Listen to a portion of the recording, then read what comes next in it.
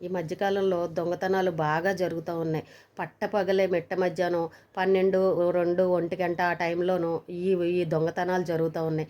ముఖ్యంగా ఇంట్లో ఒంటరిగా ఉండే ఆడవాళ్ళు, వృద్ధులు ఎవరైతే ఉన్నారో వాళ్ళనే టార్గెట్ చేసి ఈ దొంగతనాలు రెక్కి చేసి మరీ వచ్చి ఇంట్లో ఉన్నవన్నీ దోచుకుని వెళ్ళిపోతూ ఉన్నారు. నిజంగా నిన్న ఖమ్మం జిల్లాలో కూడా ఇలాగే ఒక పెద్దావిడ 15 తులాల బంగారం, ఇంట్లో ఉన్న 10,000 క్యాషు, వెండి సామాన్లు ఇవన్నీ దోచుకుని వెళ్ళిపోయారు. ఎవరైనా సరే మేము అనాథాశ్రమానికి చందా కోసం వచ్చాము, లేదంటే ఇంటింటి సర్వేలు చేస్తున్నాము, లేదంటే గవర్నమెంట్ వాళ్ళు పంపించారు చెక్కింగ్‌లకి వచ్చామనని వచ్చి డోర్లు కొట్టి మీ కుటుంబ సభ్యుల వివరాలు ఇవి అడిగితే ఎవరు కూడా చెప్పకండి. వాళ్ళ ఐడీ కార్డు ఉందా లేదా అని అడగండి. లేదంటే అసలు తలుపులు కూడా తీయకండి. వచ్చిన నష్టం ఏమీ లేదు. లేదనంటే ఇంట్లో ఒంటరిగా ఉన్నారు అనంటే వాళ్ళని ఏదో ఒకటి చేసి ఇల్లంతా దోచుకుని వెళ్ళిపోతున్నారు. అవసరమైతే ప్రాణాలు తీయడానికి కూడా సిద్ధమైపోతున్నారు.